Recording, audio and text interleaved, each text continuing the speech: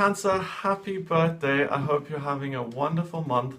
And this is when you feel most comfortable. There's a lot of energy, there's a lot of emotional energy floating around. It feels intense, but this is what you're good at. You're good at navigating the emotional seesaws. And even though things are a little bit all over the place, you're able to navigate this. And that's why it is your birthday and this is your time to shine, because you're not as flummoxed by the things going on here in June and now in July.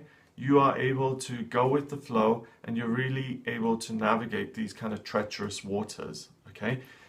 Mars, the ruler of Aries, is in a water sign in Scorpio at the moment, and it was in retrograde for June and also for May, and that's now gone direct. So emotions are flowing much more easily, things are less stifled, and I really think that you feel comfortable with what's going. It's like, you know, going white river rafting and being in this boat that's adaptable and flexible and sitting there and having fun with the rapids and the waterfalls and the tides. That's you at the moment. That said, there are still 3 outer planets which are in retrograde, and Chiron, the wounded healer, is in a water sign as well, the asteroid Chiron. That's in retrograde too. So there's a lot of stuff that's different. Saturn, Pluto, and Neptune, they're all retrograde in your 2nd and 3rd quadrant, and it may seem that the relationships you have with other people are a little bit stifled and a little bit difficult. And then with Chiron in Pisces, in retrograde at the top of your chart, gives you an insight into what has gone on in the past when it comes to your personal career ambitions and goals, and what has worked and what hasn't worked, and what you want the future to look like. Okay, so there's a lot of stuff going on. Like I said, you're in it and you're detached at the same time, and you can navigate these waters and really look to the future and what you want. So you are the sign this month that has the most foresight, that is the most long-sighted, because your whole attention isn't taken up by what's going on in the here and now. So out of all of the signs, you're going to be in the most fortunate position to plan what you want to achieve in future, and you have the most control over your physical circumstances. Now, June again was frustrating because there was a grand cross in the sky, there was a grand trine, and it was very much like treading water. You know, a lot of effort was made, but there was not a lot of return on that. You, out of all of the signs, had the best time with it, I think, because again, this kind of emotional hullabaloo is something you're comfortable with on some level, and you did okay. July is going to be a lot better. To make it very simple, before I even look at all of these other things, July is going to be better than June was, okay? Now, the 1st to the 3rd of July, those big major aspect patterns have been replaced by a T-square, which is in the chart, and you're going to be impacted by that. It connects Jupiter with Neptune. They're opposing each other, and they form this triangle with Saturn in your 6th, okay? So your family considerations and your good, positive relations with family kind of obstruct your dreams when it comes to your own personal life. And those things are in question. You know, I love my family. We've all lived in London for 3 generations, but I really have a dream of emigrating to Los Angeles, and those things are at odds with each other. And because they're at odds, I'm having to make a list of pros and cons of how we're going to navigate this. And at the beginning of the month, you're going to have that kind of question. What do they want? What do I want? And what's the best possible outcome for all of us? And how can we navigate this? So expect you to have a lot to work with at the beginning of the month. By the time the 4th of July comes around, the new moon is in your sign of Cancer, so you will feel very much empowered, very strengthened, and if there are obstacles in your life, you will feel fully equipped to overcome them and deal with them. So this is, you know, it doesn't matter what's going on. If it's something super, super easy, like, oh my God, I've run out of paper and I need to go to the store and get it, or if it's something like, I am relocating to the other side of the planet, you will have the emotional resilience and strength and power to be able to deal with that. And you can express your feelings and really do what it is you want to do. So this is not only your birthday, but it's the time you really come into your own. So harness that power and don't be afraid to make the big decisions. For the next couple of days then, until the 7th of July, Neptune in water and Chiron in water and your South Node in water, they form a trine relationship with all of this personal stuff going on in your first house in Cancer. And I really think that it's a time of dreaming about the future and what could be. What is my potential? Where do I want to move to? What do I want to explore? What do I want to experience? What do I want to feel? And that's very important. How do I want to feel about my life? And what can I bring into my life that's going to create an emotional response in me? So a friend of mine, for instance, his dream was to move to Malta and to have parties with bikini-clad women on his yacht. That's what creates an emotional response in him. So that's what he did. Whether it's someone else thinks that's good or not, that's what has an impact, and that's what you should think about. What is it that's going to make me feel like I'm engaged with my life and I'm interested in it and I feel like I'm living my life to the fullest? And make a decision. This is you in charge of your own life, in the driver's seat.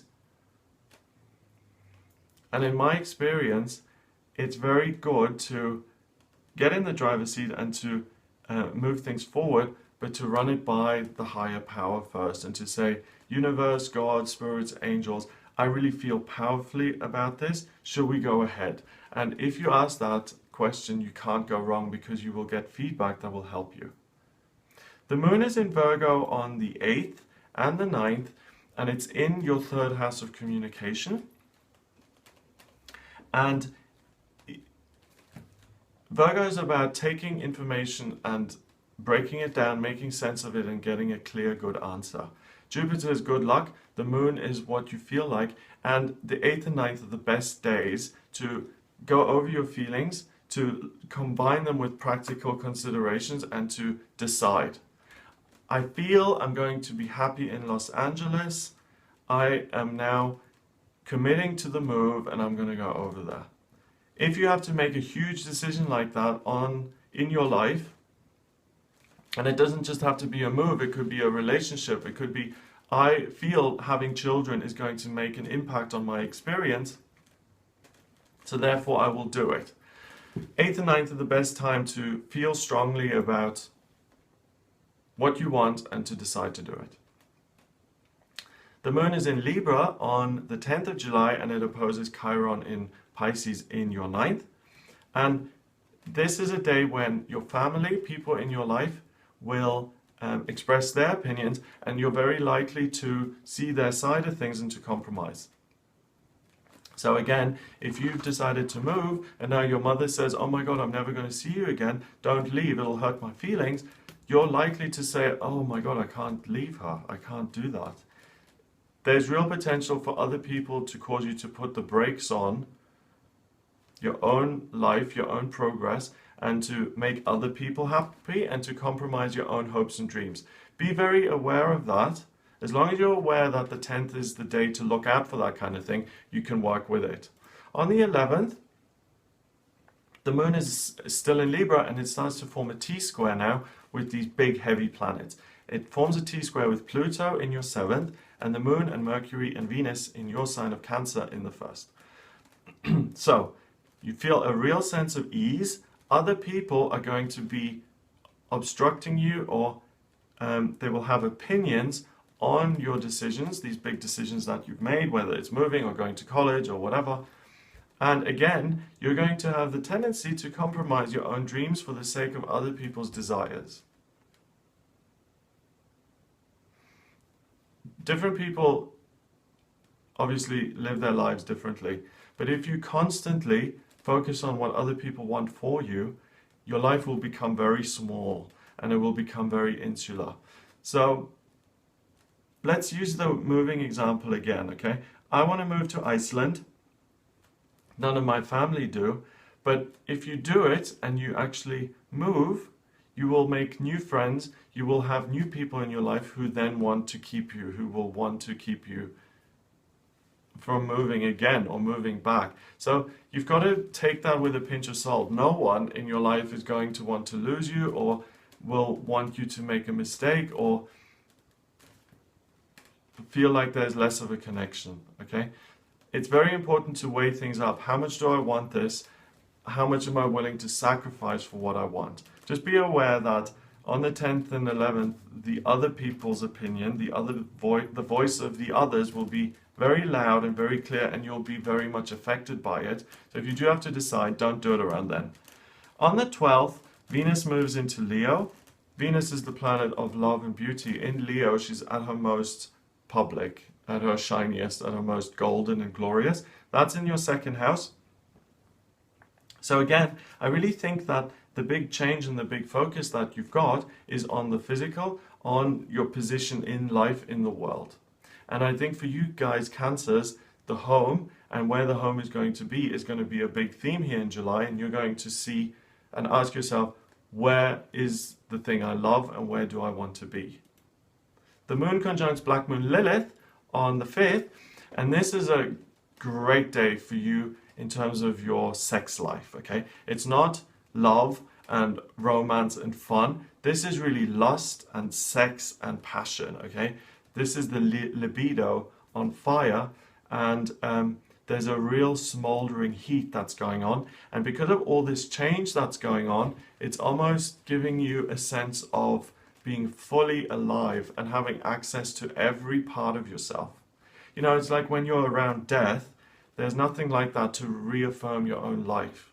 And because things are a little bit in an upheaval mode, you feel every inch of your body. It doesn't feel very comfortable, but you feel completely alive on the 13th. And if you want to connect with another person and feel alive with them, or whether you want to experience, a trip or reading a book, everything that you connect with is going to be seen fully.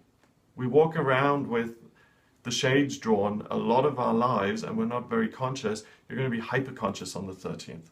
On the 14th, Mercury goes into Leo, also in your second house. So again, the situation, the actual tangible reality of your life is going to be very much at the forefront of your life. You're going to be paying close attention to what is and what you would like it to be.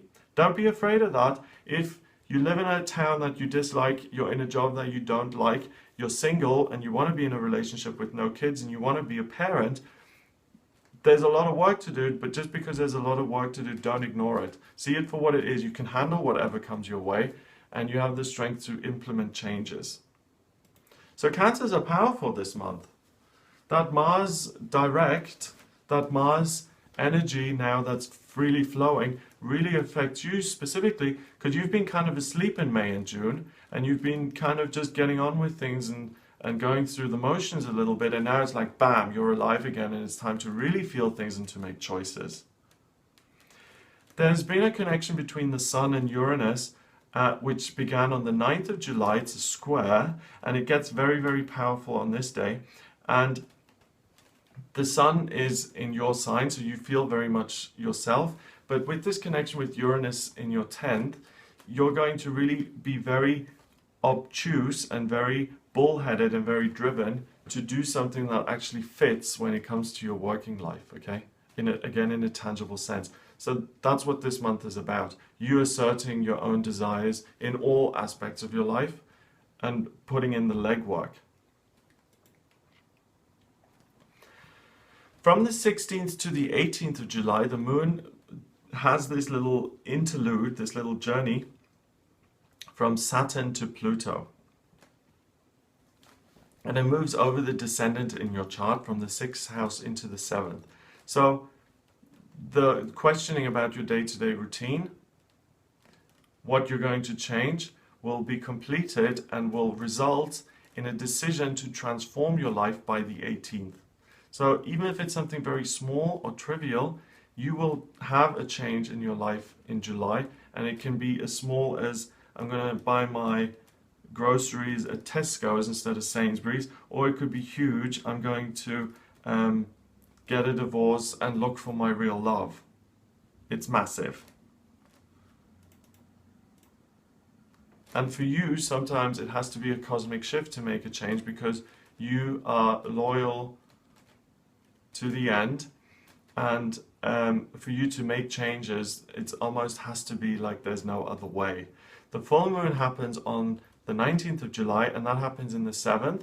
And Pluto, the planet of transformation, and the phoenix rising from the ashes is connected to it. So really, the change, the transformation that's going to happen around this time of the month is your relationships. And that the highlight is going to be on that. So it can be a tangible physical change like a move, but ultimately what is going to be affected by that is your interpersonal relationships with other people. The moon then moves into Aquarius in your 8th house. And again, now it's the foot is off the gas pedal a little bit, because what this month is about is it's a negotiation between your desires and the desires of other people. And the 20th and 21st, you're really going to hear the arguments of others again. And you're going to be taking those to heart, like earlier in the month when the moon was in Libra. So it's a back and forth between me and them. Again, if you want to make great change, be very wary of the 21st of July, because your resolve will weaken. The moon conjuncts Neptune, the south node, and Chiron in Pisces on the 22nd through until the 24th. And regardless of what you've agreed to, regardless of the compromises you've now made, you're really going to feel the desire for change. And that is the best day to check in with yourself. What is it that I really want? It's going to be crystal clear. On the 25th then, the moon again has moved on into your 10th house in Aries. And these 4 days, really from the 20th to the 22nd until the 26th, is all about this is what I feel to be right and this is what I want. Okay? So it doesn't really matter whether you listen to other people and make promises, because it's very likely that you're going to revert to what it is you want. So be careful about what you promise, and don't put yourself in a situation where you try and humor other people and give them what they want for you, and then you have to eat your words and say, well, I did what I wanted anyway, I'm really sorry. Be really open and clear on that, and put yourself first for once and say, this is what I want. The moon is in Taurus on the 27th, and it opposes Black Moon Lilith in Scorpio in your 5th, and then it opposes Mars on the 28th. So there's a real friction between what's going on in your emotional life and in your head and the decisions you're trying to make and your physical connection. And physically, I think you're very connected, and I think there's a lot of passion and sex and real desire going on in terms of I am doing this because I'm reaffirming my life. And the physical connection that you're feeling is almost like the fuel and the certainty that your feelings are valid and concrete. You know, if you feel attraction to someone and you end up having sex with them, it's proof that your feelings are a real thing and that they result in something changing. So the same desire you have for transformation in your life is going to be a real thing when you ultimately end up living somewhere else. And that's what the chart is trying to get across to you. Your feelings matter, and they will result in change. The 29th sees a Grand Cross. This can be frazzling, this can be difficult. The 29th is not the day to continue with this process and to keep judging and to keep trying to figure things out. The 29th is a day to take off and to keep things very simple. So let things kind of click into place and do something else. Do something totally unrelated and just take it easy. On the 30th, the moon is in Gemini, and it forms a T-square with that Jupiter-Chiron axis. And what this does is it allows you to connect with your higher self very easily. And this is the day also to run it by your higher self, the universe, your higher power, and to say, listen, I've really been feeling things very strongly this month. This is what I plan to do. What do you think? The truth is that the desires you have are there for a reason. They're placed there by your higher power in any way, and it works with you whether you're conscious of it or not. But the 30th is a good day to make it explicit, and even to make a contract with your higher power, to say, I have had this desire, I now commit to making it, I would like your support in it, please help me make these changes, and then move forward from that. Because that is for you. The higher power is there anyway. But if you resolve to make a contract and an agreement with the universe, then it strengthens your resolve. The month finishes with Mercury going into Virgo in your 3rd, and Uranus going retrograde in your 10th.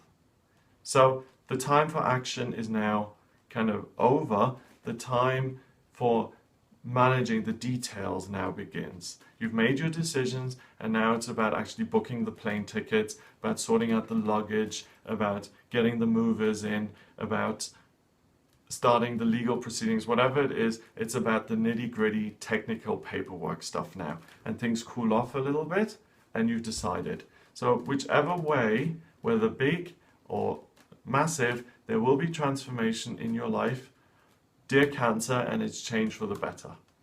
If you would like a private reading with me, please get in touch via my website. It's gregoryscott.com. Click on the Readings tab and you can order your reading with me there.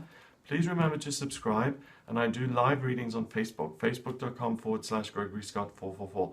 Like the page and you'll be notified when I'm on. I hope you have a wonderful July, and I'll speak to you soon.